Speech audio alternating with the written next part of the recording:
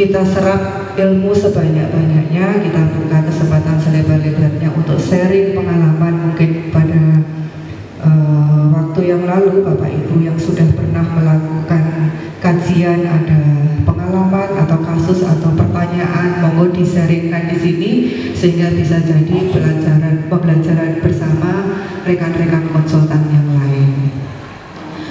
Baik Bapak Ibu, tidak berpanjang lebar, kami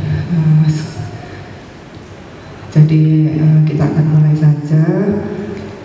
Kami mohon maaf ya kalau dalam kami menyambut Bapak Ibu sekalian ada kekurangan, dan juga kami mohon maaf atas kesalahan yang ada pada kami.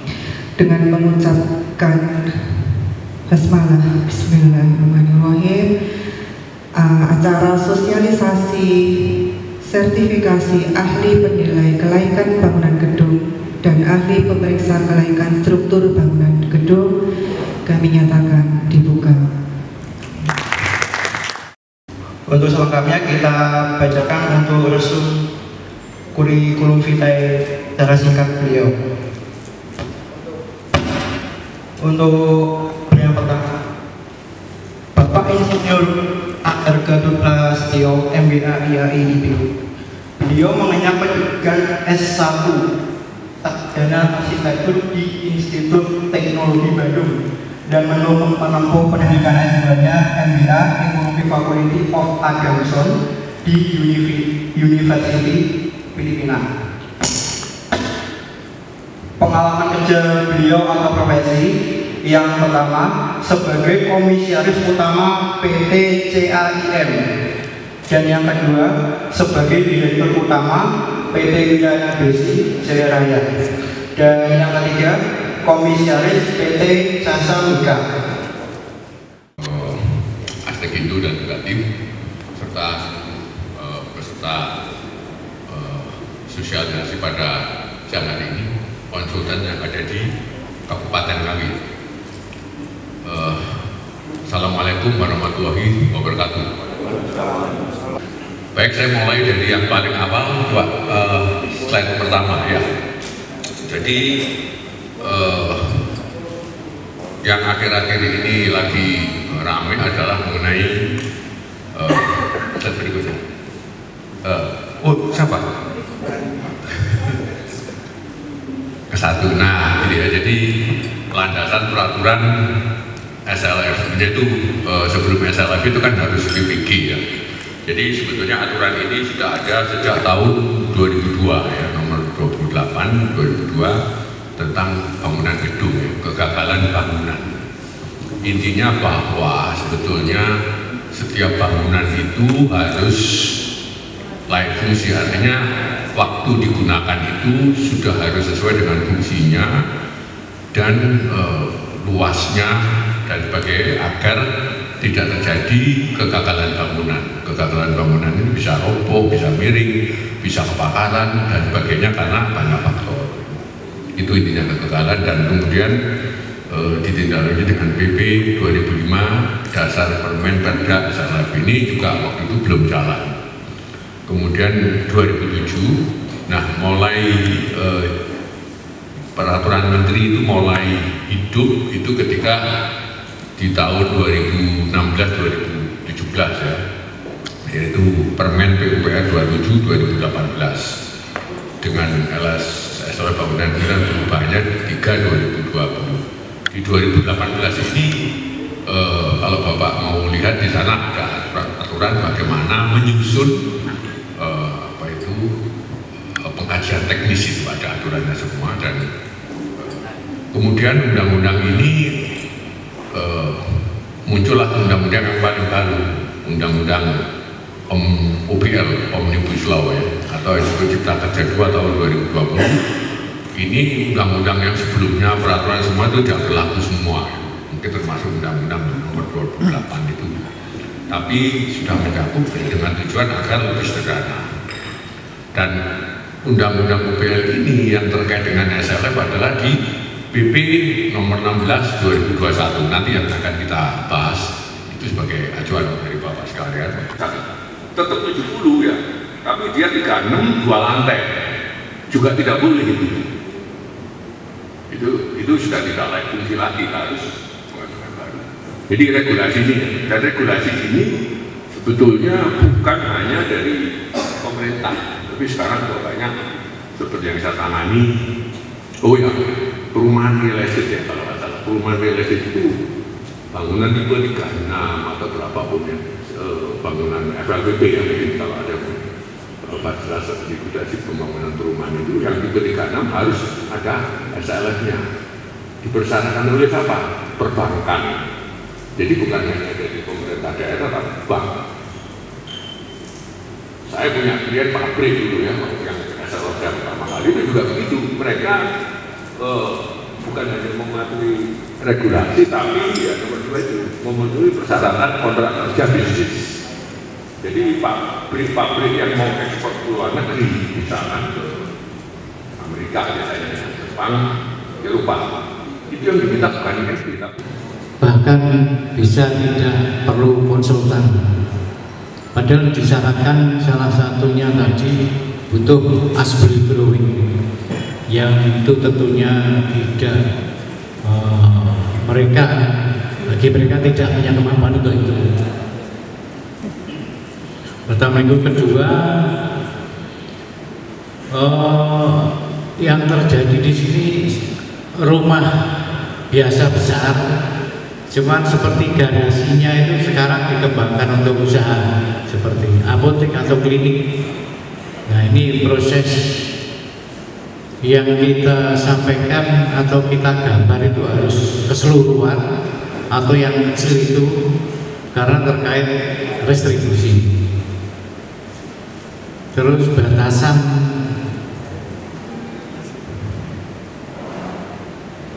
ya, yang tadi dicontohkan 70 meter persegi. Nah, ternyata saat ngurus SLM sudah jadi 100 meter persegi. Nah, ini solusinya gimana? Tadi belum diuraikan, atau harus ngurusi PBG-nya dibenahi dulu atau baru SLM-nya?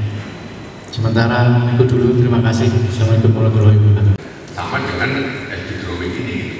Jadi FD drawing ini sebetulnya kalau menurut saya di dalam sebuah kontrak SLM itu dibuat. Nah, tapi kadang-kadang dijadikan satu aja karena konsultan ini punya ahli gambar. Jadi FD drawing itu, kamu gambar itu berapa? Existing, pokoknya persis. Nah, kemudian dari gambar dikasihkan ke konsultan SLM, benar nggak begini luasnya, strukturnya, hitungannya, jadi gitu.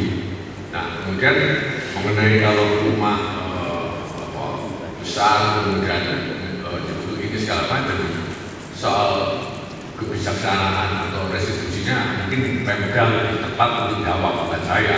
Tapi secara teknis saya bisa menjawab. Kalau saya misalkan mendapat pekerjaan yang tugas konsultan seperti itu ya, ini rumah besar. Saya tanya, IMB-nya ada enggak? Nah, begitu IMB-nya ada, misalkan saya lihat kok sama semua. Artinya masih tetap 70 ya, nggak perlu saya wajukan SLM. Mungkin perubahan fungsi gitu ya. So, kalau nggak salah ya, untuk rumah tinggal dan untuk rumah usaha restitusinya lain. Itu nggak kira-kira kan gitu. Nah, itu meskipun sama, tapi kalau fungsinya nambah lah ya. Nah, persoalannya tadi, Pak, gimana kalau itu 100 meter persegi ya, kita harus gambar yang tambahan. Yang lama tinggal nambah, ditempelkan gitu aja. Luasnya, strukturnya gitu. Ya, paham. Jadi ini bangunan udah lama gitu, terus kemudian menjadi 100 ya, ini ya harus kita. Itu tadi SB drawing itu gimana? Kemudian ya kita ajukan. Nah, ini yang SLF-nya ini. SLF. Jadi dengan demikian, oh ya, ada satu lupa yang sangat prinsip bahwa SLF itu tidak ada biaya. Beda dengan BPG ya. Jadi kalau misalkan itu 70 terus ada tambah 30, ajukan SLF tidak ada biayanya. Tapi ketahuan ada tambah 30 ya, ini bukan bayar SLF, tapi bayar restitusi BPG. Ya, saya lupa. Jadi SLF itu tidak ada biaya. Biayanya itu untuk konsultan. Kalau menggunakan konsultan dan mungkin tanya berapa biaya konsultan nanti saya jelaskan. Saya itu dulu. Yang terhormat Bapak Ibu sekalian, juga dari Ibu Kabit, selamat siang, juga dari tim kami dari LSP Astegindo. Jadi saya mendapat tugas untuk mensosialisasi mengenai sertifikasinya, ya. Kalau tadi sudah disampaikan mengenai SLF-nya, BPG-nya, gitu ya. Dan mungkin nanti saya kira Bapak Ibu sekalian masih bisa mengajukan pertanyaan yang lebih detail lagi ke Pak Gatot, karena ini momen langka ini. Beliau adalah Ketua Umum Nasional Papti, Pak. Jadi ahlinya ahli ini. Jadi ini beliau ini sudah sangat expert di bidang SLF. Jadi mungkin nanti Bapak Ibu sekalian bisa melanjutkan pertanyaan apabila memang masih ada yang perlu disampaikan. Baik, saya akan mencoba mereview sedikit sebelum saya masuk ke sertifikasi, ya. Jadi Bapak Ibu sekalian kan ujung-ujungnya nanti akan kalau melihat topiknya, Bapak Ibu sekalian akan mengurus sertifikat kompetensi kerja untuk kalian dari sisi arsitek maupun dari sisi struktur. Baik, untuk kali ini saya akan coba mereview lagi PP 16 2021. Next, Bu. Ini mungkin bagi yang pemula atau yang belum terlalu familiar dengan SLF, mungkin saya akan sampaikan sedikit bahwa sertifikat layak fungsi bangunan disebut SLF, sertifikat yang diberikan oleh pemerintah daerah, ya. Jadi bukan pemerintah pusat, untuk menyatakan fungsi bangunan gedung sebelum dapat dimanfaatkan.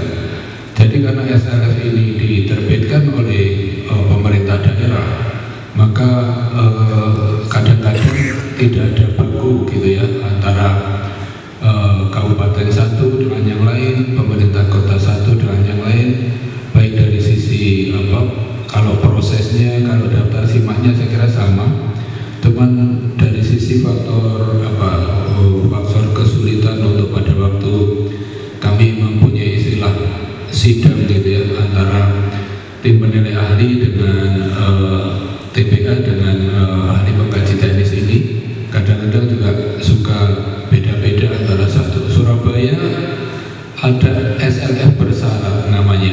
Jadi sekalipun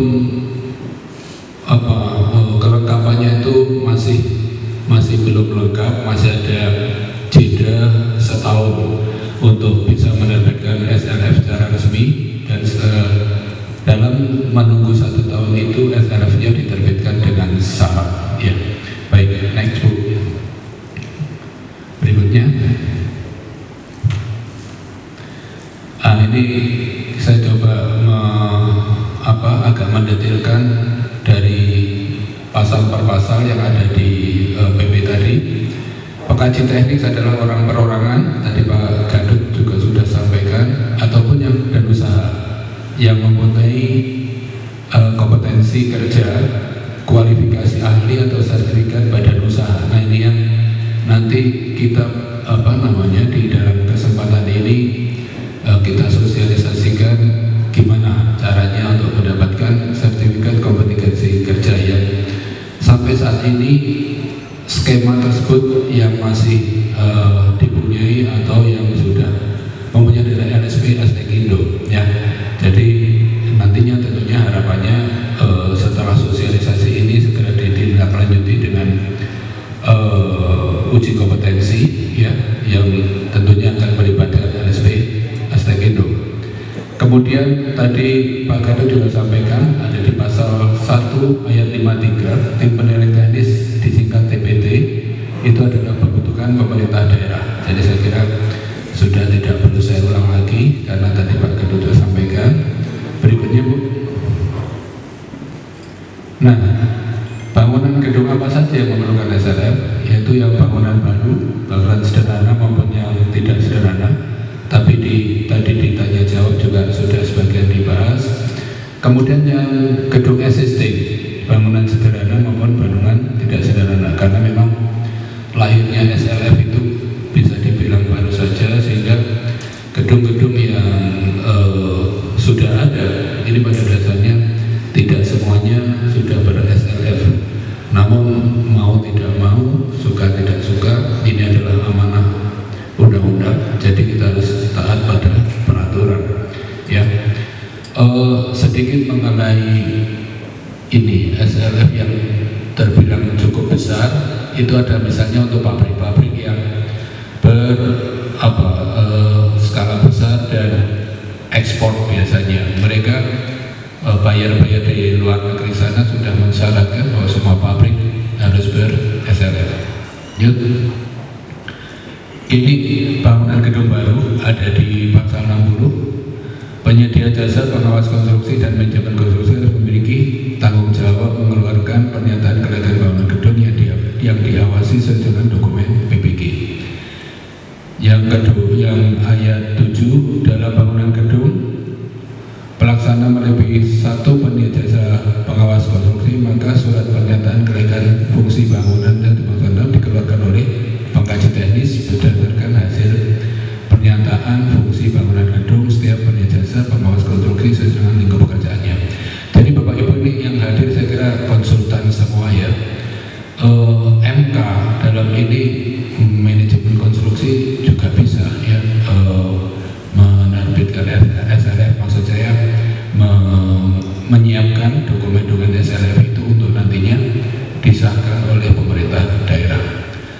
Berikutnya, pengkaji teknis, pemeriksa kelayakan bangunan gedung yang sudah ada sebagaimana dimaksud pada ayat 3, pemilik dengan kompleksitas sederhana yang bersertifikat pengkaji teknis, pemilik dalam hal memiliki unit atau tenaga internal yang bersertifikat pengkaji teknis, atau penyedia jasa pengkaji teknis yang bersertifikat pengkaji teknis. Semua ujung-ujungnya adalah sertifikat untuk legalitas Bapak Ibu sekalian untuk dapat praktek ya.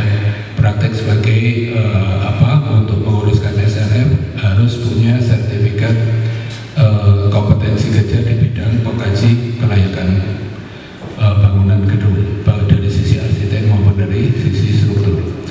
Kemudian apa TBT? Tadi sudah disampaikan, pemeriksa kelayakan bangunan gedung sebagaimana ayat 3 dapat dilakukan oleh TBT dalam bangunan gedung berupa rumah tinggal. Surabaya TBT-nya sudah cukup kuat sehingga di sana tidak perlu ada TBA.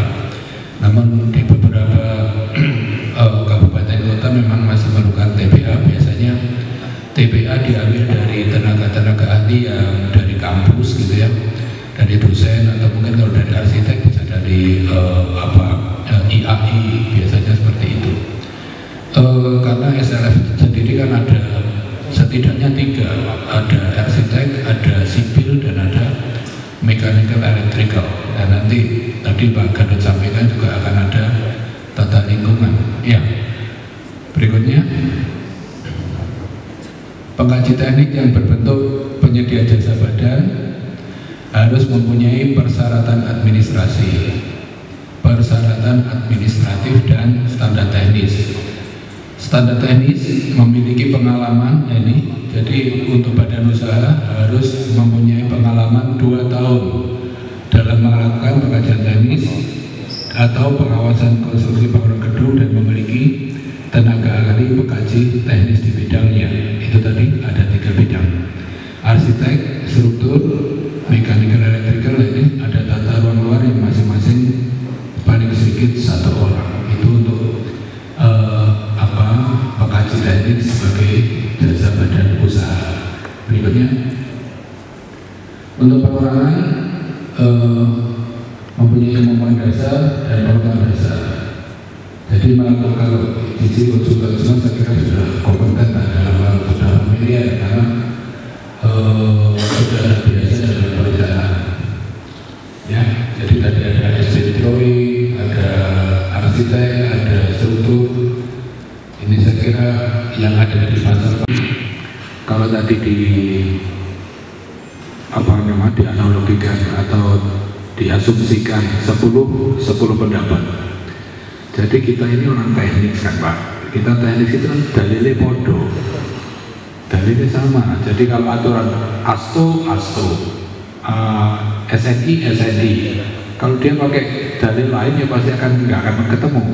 Jadi kalau mau memeriksa kekuatan beton harus seperti apa urut-urutannya. Jadi pada waktu di report itu sudah harus ada acuannya bahwa kajian ini mengacu kepada peraturan bla bla bla bla, misalnya baja atau beton atau mechanical electrical maupun arsitektur semua ada, sehingga nanti yang dibaca itu sama. Itulah ya. Kalau masalah ini jadi sulit, super sulit, ini Pak Gatot yang biasanya bisa jawab Pak ini. Sulit apa enggak? Ngantuk malah. Iya, terima kasih. Tadi saya nggak nyimak ya, tapi saya coba lah ya, kita diskusikan. Jadi tadi sanksinya apa dan sebagainya, kayak kalau nggak ada SLF ya, kira-kira gitu ya.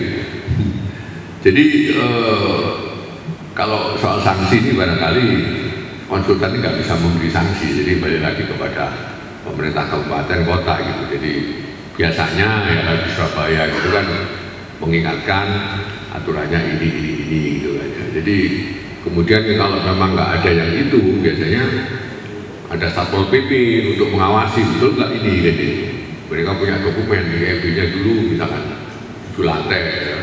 Terus dia di lapangan 9 ya, itu diperingatkan sama Pemkab.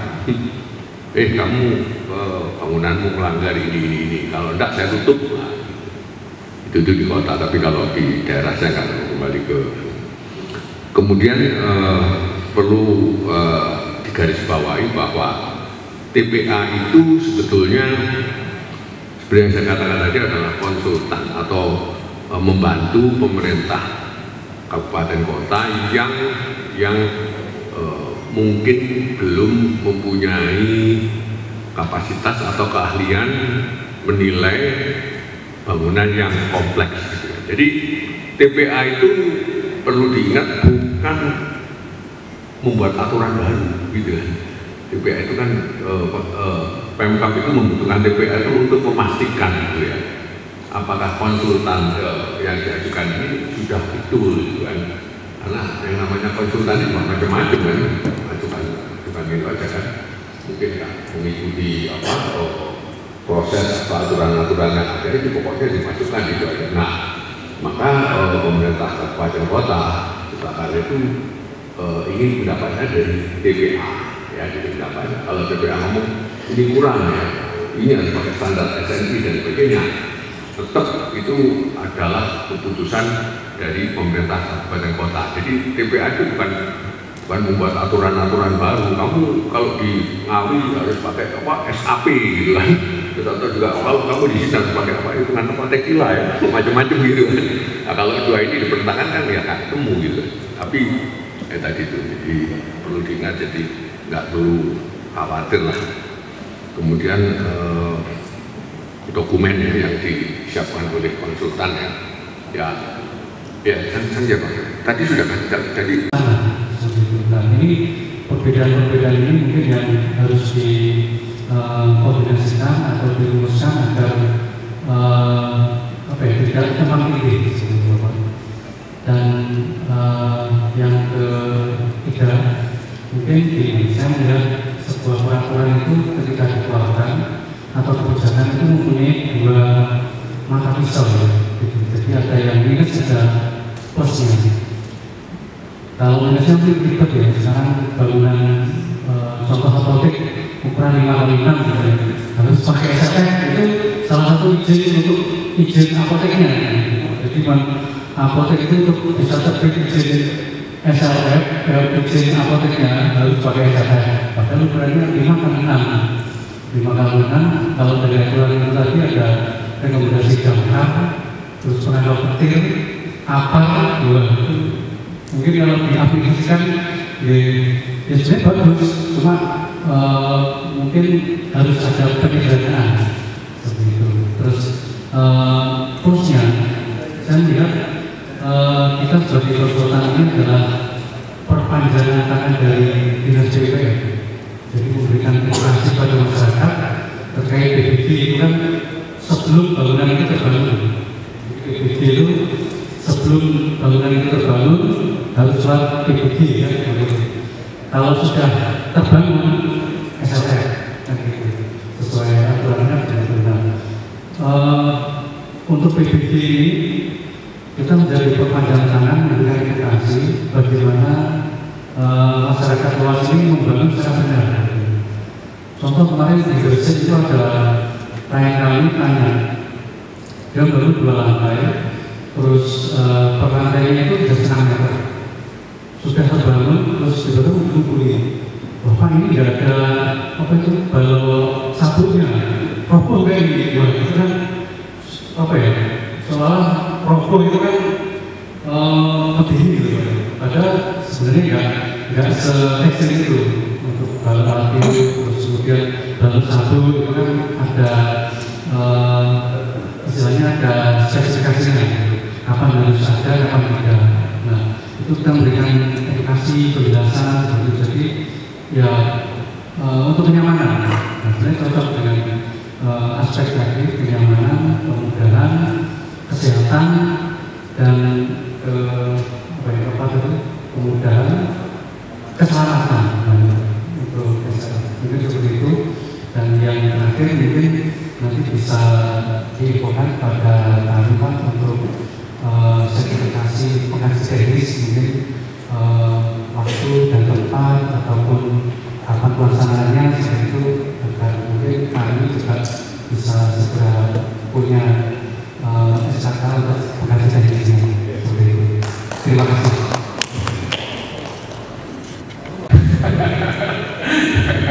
Jadi kami memang polanya kadang-kadang pembekalan itu hari ini pembekalan, besok uji, tapi nggak apa-apa, ini sudah dicicil dulu kan. Kalau yang tadi SN untuk yang gedung sederhana, saya kira kalau misalnya soil test itu bukan gitu ya. Kalau satu lantai itu menurut saya kita bisa empiris ya, kita punya pengalaman dengan yang sudah ada. Yang sudah ada pakai fondasi menarus, pakai full pelata jasa apa-apa, karena mesti pakai soil test.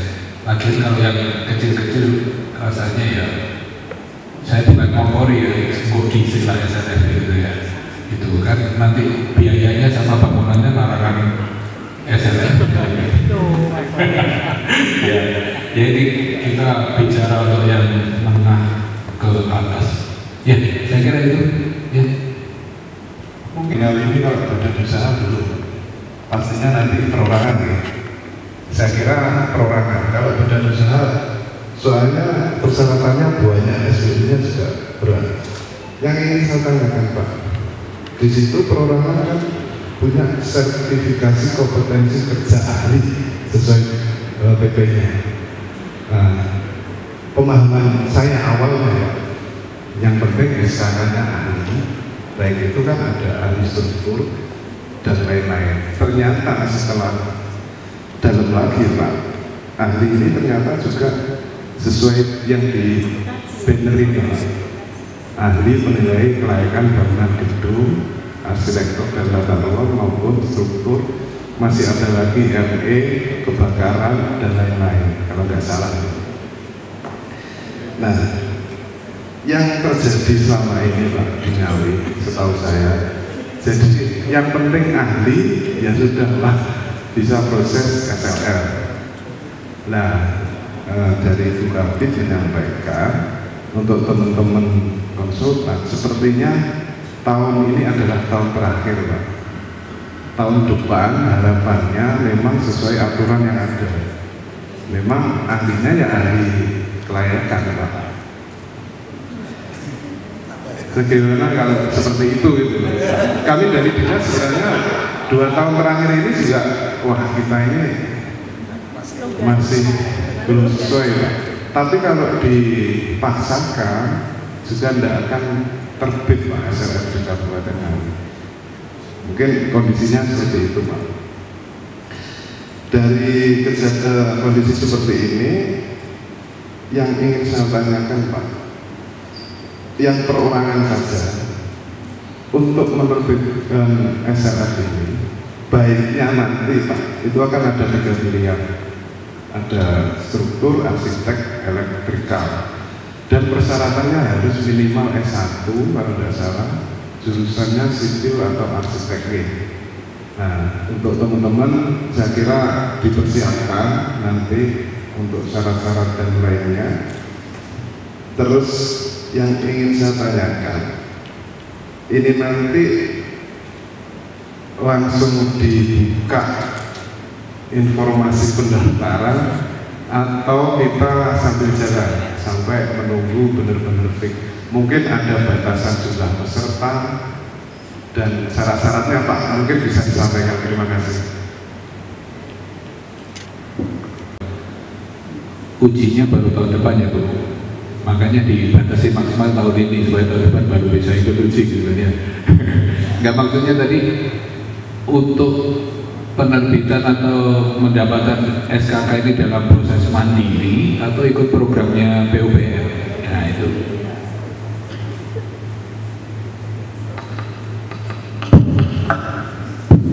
Cinta.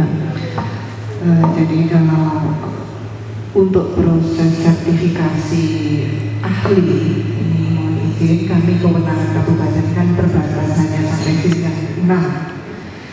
Sedangkan untuk penilai kelaikan bangunan gedung ini menurut informasi ada di jenjang 9. Oleh karena itu adalah menjadi kewenangan provinsi. Tetapi mungkin saya bisa bertanya kepada Mas Eka, pengalamannya selama ini, apakah bisa kabupaten ini hanya memfasilitasi kita yang berkoordinasi dengan LSP, kemudian kita mendaftar pesertanya, kemudian peserta ini secara mandiri, biaya mandiri, artinya jadi APBD memang tidak bisa menyediakan untuk jenjang 9. Apakah bisa seperti itu? Kalau memang bisa, mungkin kita akan segera persiapkan dan kita keluarkan ke teman-teman nanti persyaratannya apa, pelaksanaannya bagaimana. Ya, terima kasih. Seperti yang tanyakan barusan, itu bisa Bu, itu sifatnya seperti sharing anggaran. Jadi dari PU itu cuma memfasilitasi sebuah kegiatan tersebut. Nanti untuk biaya sertifikasinya itu murni dari pemohon atau peserta atau dari badan usaha, seperti itu Ibu. Itu bisa nanti gini Bu. Jadi tempat uji kompetensinya tetap dari fasilitas Ibu, dari APBD atau seperti apa, itu bisa. Nanti ada surat-suratnya, surat permohonannya, surat pengajuannya untuk membuka TUK itu gitu loh. Terima kasih Mas Eka. Siap ya Bu. Jadi otomatis syaratnya adalah S1 sipil atau arsitek yang lulusannya lebih dari 8 tahun dan berpengalaman di 8 tahun tersebut Ibu. Seperti itu. Ijazah, surat permohonan, terus KTP, NPWP sama foto, itu aja. Untuk syarat pengalaman itu dibuktikan dengan referensi pekerjaan dari perusahaan yang terhitung di situ terakumulasi murni 8 tahun atau 12 kali 8. Hitungannya seperti itu untuk yang terbaru. Kalau yang kemarin kita sempat bisa dihitung 6 bulan lebih dari 1 hari, itu sudah dihitung 1 tahun. Tapi yang syarat terbaru ini murni 1 tahun itu 12 bulan. Padahal pekerjaan di setiap kontrak itu kan jarang yang 1 tahun. Maka nanti melampirkan beberapa pekerjaan sampai terakumulasi 12 kali 8. Seperti itu Bapak Ibu.